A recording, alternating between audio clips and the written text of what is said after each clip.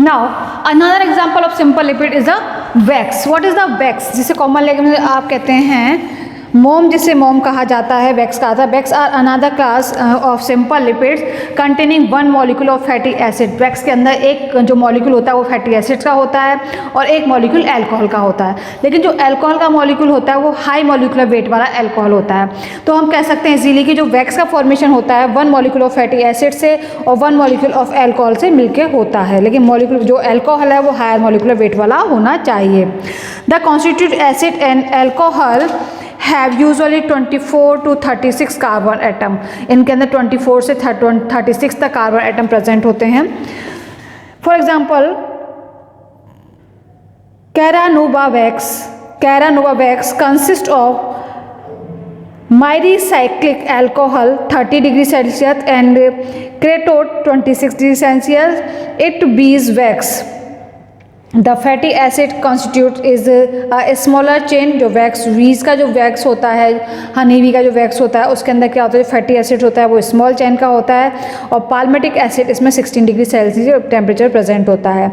And alcohol जो इसके अंदर प्रेजेंट होता है वो मेरिक्लिक अल्कोहल होता है. नेक्स्ट हम बात करते हैं embryotic found in the seeds of Abelmoschus esculentus. What is Abelmoschus जो एस्कुलेंटम है जिसे हम अरबी कहते हैं, is a common name of arbi Abelmoschus esculentum. इसके अंदर एबेरोलिटिक एसिड प्रेजेंट होता है. Is a hydroxy acid and is responsible for the characteristic of smell of the seed.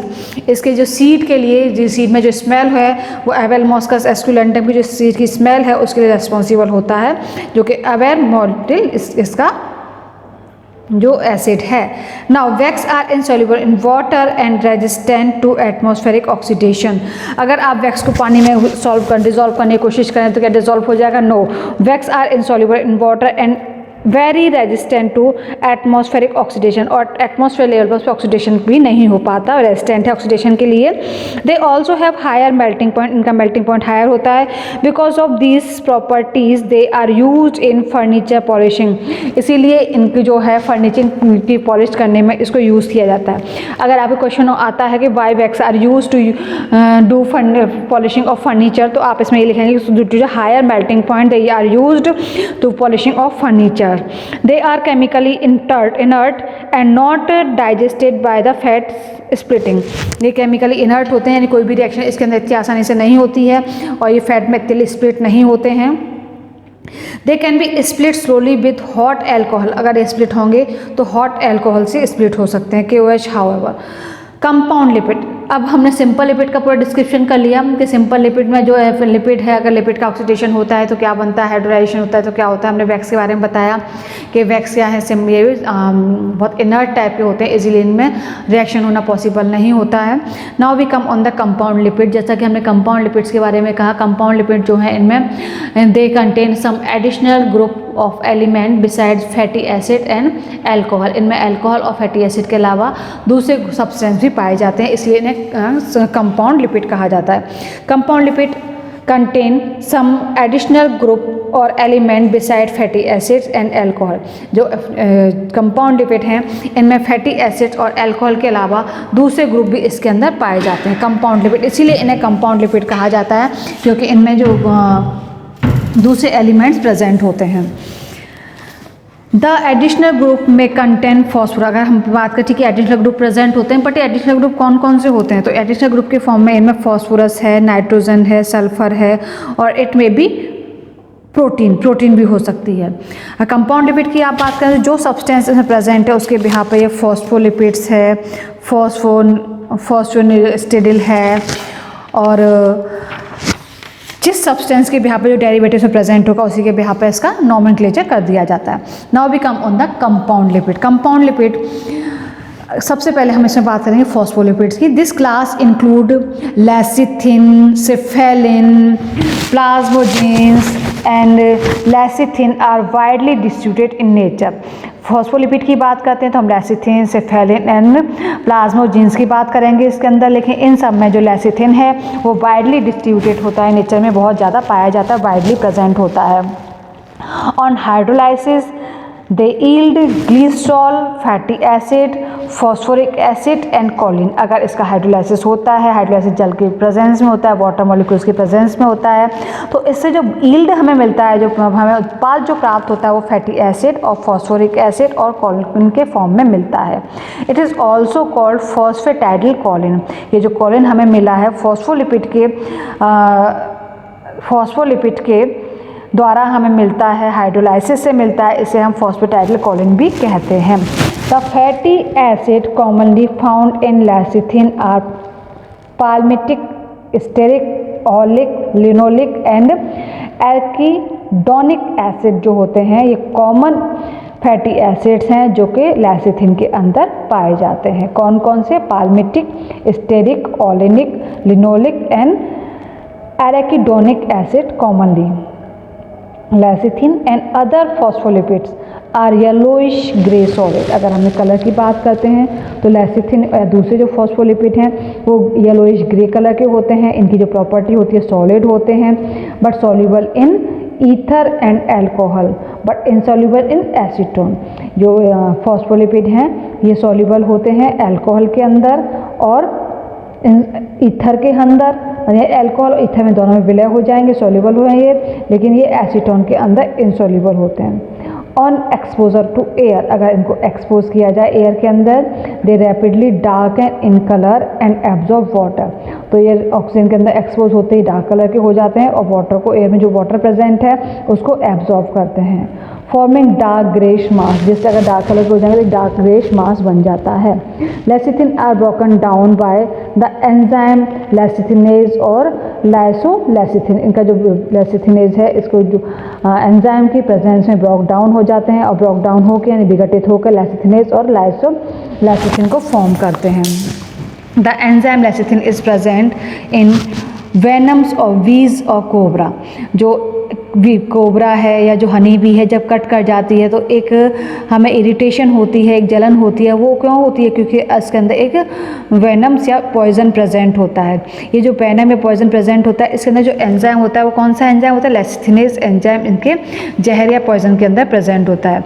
When injected into the blood, जब हमारे ब्लड में इसको इंजेक्ट किया जाता है, lysolecithin cause rapid haemolysis of the red blood cell.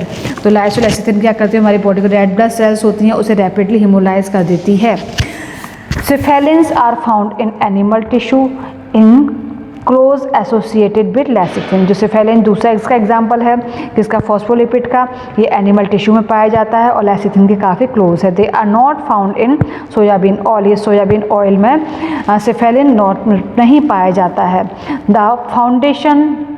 The fundamental difference between the lecithin and cephalin is the nature of nitrogenous base. इन दोनों में nitrogen base का ही अंतर होता है।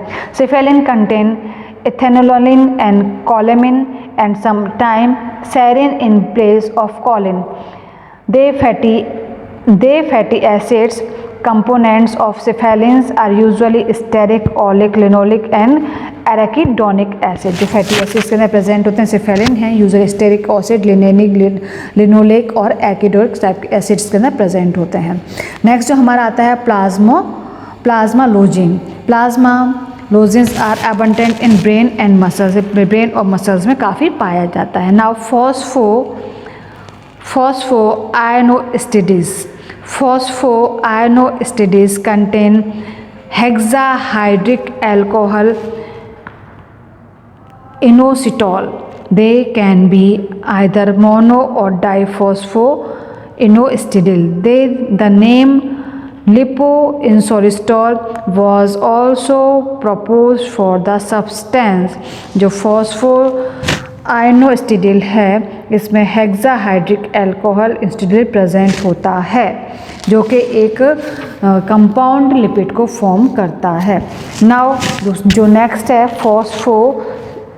phosphoglycosides in the lipid glycerol is replaced by ether। अगर lipid के अंदर glycerol की जगह ईथर का रिप्लेसमेंट हो जाए या ग्लिसरॉल का रिप्लेस होकर ईथर आ जाए तो जो बनने वाला कॉम्प्लेक्स कंपाउंड है या कंपाउंड लिपिड है वो कौन सा होता है? फॉस्फोस्फिनोग्लिसिन कंपाउंड कहलाता है। ये बेसिकली इन पे डिपेंड करता है कौन सा इसके अंदर कंपाउंड प्रेजेंट है। अगर इसके अलावा एक तीसरा प्रकार और है लिपिड का, जिसे हम कहते हैं डेरिवेटिव लिपिड, जो कि मैंने यहाँ सिंपल लिपिड और कंपाउंड लिपिड में फॉर्म में मेंशन किया है। डेरिवेटिव लिपिड को मैंने यहाँ मेंशन नहीं किया।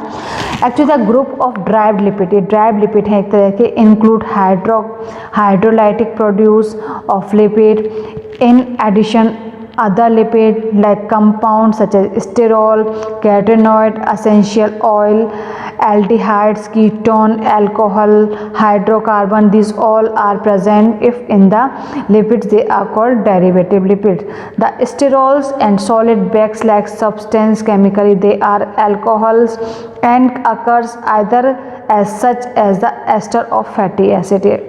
फैटी एसिड के एस्टर की फॉर्म में पाए जाते हैं। They are highly soluble in fat solvent, fat solvent जैसे कि बेंजीन है, इथर, इसमें हाईली सॉल्युबल होते हैं। They all contain sterin nucleus, इन सब में स्टेरिन न्यूक्लियस पाया जाता है। Sterols are widely distributed in plant, animal and micro organism. Sterols जो कि ड्राइव्ड लिपिड्स हैं, ये प्लांट्स में, एनिमल्स में काफ़ी कॉमनली पाए जाते हैं, माइक्रो ऑर्गेनिज्म में पाए जाते हैं। They are found in cell membrane and other cellular compounds containing lipid, वो सभी सेलुलर कंपाउंड जिनमें लिपिड पाया जाता है उनमें स्टेरॉल्स प्रेजेंट होते हैं। Which is present in relatively high concentration in nerve tissue, nerve tissue में भी काफ़ी मात्रा में पाए जाते हैं, वाइल्ड में भी प्रेजेंट होते हैं। Cholesterol is a crystalline solid with rhomboid crystal and is soluble in chloroform is levorotatory। जो कोलेस्ट्रॉल होता है एक क्रिस्टलाइन सॉलिड क्रिस्टलाइन हो जाता है, इसके जो क्रिस्टल है रोम्बिक शेप के होते हैं और ये हाईली क्लोरोफॉर्म के अंदर हाईली सॉल्युबल होता है। Ergosterol is present in food in small amount. Ergosterol जो है एक डेरिवेटिव लिपिड है, ये फूड में स्मॉल अमाउंट में प्रेजेंट होता है। It has been isolated from parasitic fungi, इसे पैरासिटिक फंजाई कौन सा, क्लैविसेप्स से, परप्यूरिया से इसको आइसोलेट किया जाता है। Growing on the rye plant, जो कि राई प्लांट पर डिजीज कॉज करता है। It differs from cholesterol only the side chain attach to the sterol nucleus, ये साइड चेन से एस्टेरॉल न्यूक्लियस के साथ अटैच हो जाता है। तो इस तरह से आपने देखा कि जो लिपिड हैं, ये लिपिड क्या है, हेट्रोजीनियस कंपाउंड है, सब्सटेंस हैं जो कि lipid, compound lipid, simple lipid या ड्राई लिपिड के फॉर्म में पाया जाता है। ये सैचुरेट हैं कि नहीं है, इस बात पर डिपेंड करता है कि इनमें डबल बॉन्ड प्रेजेंट है, ट्रिपल बॉन्ड प्रेजेंट है या सिंगल बॉन्ड प्रेजेंट है। अगर इनके अंदर सिंगल बॉन्ड प्रेजेंट होता है तो सैचुरेटेड होते हैं। जितने इनके अंदर सिंगल बॉन्ड प्रेजेंट होंगे, लंबी कार्बन चेन होगी, उतनी इनकी स्टेबिलिटी ज़्यादा होगी। लेकिन अगर इनके डबल बॉन्ड प्रेजेंट है और शॉर्ट चेन है तो अनसैचुरेटिविटी बढ़ जाती है और इनकी स्टेबिलिटी डाउन हो जाती है, इनकी मेल्टिंग पॉइंट भी घट जाता है। तो सैचुरेटेड जो फैटी एसिड हो, सैचुरेटेड फैटी एसिड या सैचुरेटेड लिपिड्स का मेल्टिंग पॉइंट और स्टेबिलिटी ज़्यादा होती है, अनसैचुरेटेड फैटी एसिड का मेल्टिंग पॉइंट और अनस्टेबिलिटी काफ़ी कम होती है। Now biological significance of the lipid. The main function of fat is that they serve as a source of energy. Fat हमारे लिए क्यों इतनी ज़रूरी है, क्योंकि आपको पता है फैट जो हम बॉडी के अंदर एक सोर्स ऑफ एनर्जी देने वाले एक स्रोत के रूप में काम करते हैं। ह्यूमन बीइंग को वर्क करने के लिए, काम करने के लिए जो एनर्जी चाहिए होती है वो एनर्जी किससे मिलती है। The main function of the fat is that they serve as source of energy giving substance की तरह काम करते हैं। For example complete combustion of 1 gram of fat, अगर कोई 1 ग्राम फैट है उसका कंप्लीट कंबजन हो, कंबजन मीन्स ज्वलन हो, जले वो ज्वलन हो या उसका, तो उससे 1 ग्राम जो सब्सटेंस है इससे जो रिलीज़ होने वाली एनर्जी होती है वो 9 किलो कैलोरी एनर्जी रिलीज़ होती है। यानी 1 ग्राम फैट से जो एनर्जी मिलेगी वो 9 किलो कैलोरी एनर्जी मिलेगी। Most of the food stuff taken in beyond normal requirement in the animal is converted into fat as principal reserve product. जो भी ह्यूमन बीइंग हैं या एनिमल्स हैं जो फूड को कंज्यूम करते हैं अपनी डाइट में, उसमें जो भी फूड सब्सटेंस है डायरेक्टली इनडायरेक्ट वो फैट में कन्वर्ट हो जाते हैं। और जो फैट है आपको पता है कि अगर 1 ग्राम फैट है तो उससे एनर्जी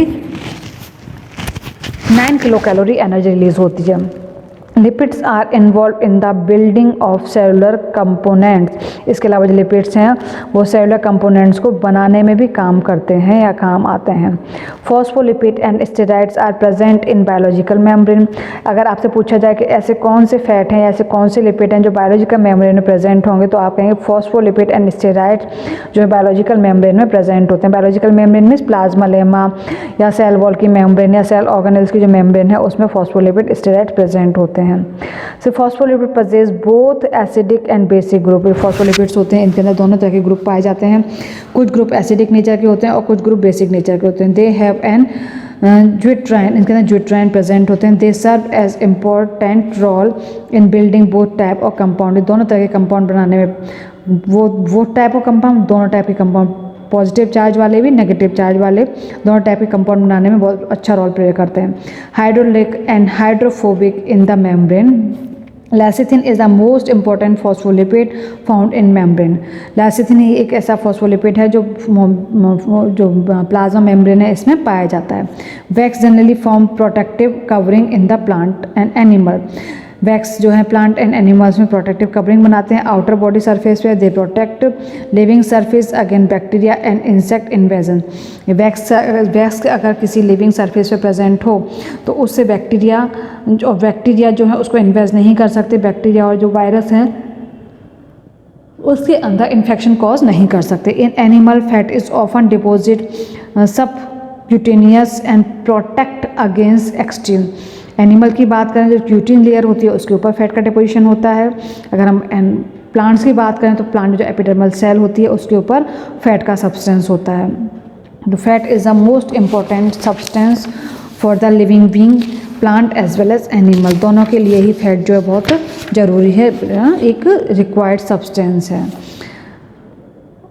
नाउ फैट मेटाबॉलिज्म। अब हम फैट मेटाबॉलिज्म को डिस्कस करते हैं। फैट मेटाबॉलिज्म क्या है? एक्चुअली जो फैट का ऑक्सीडेशन है उसे फैट मेटाबॉलिज्म के अंदर ही इंक्लूड किया जाता है या उसको फैट मेटाबॉलिज्म के अंदर ही कंसीडर किया जाता है।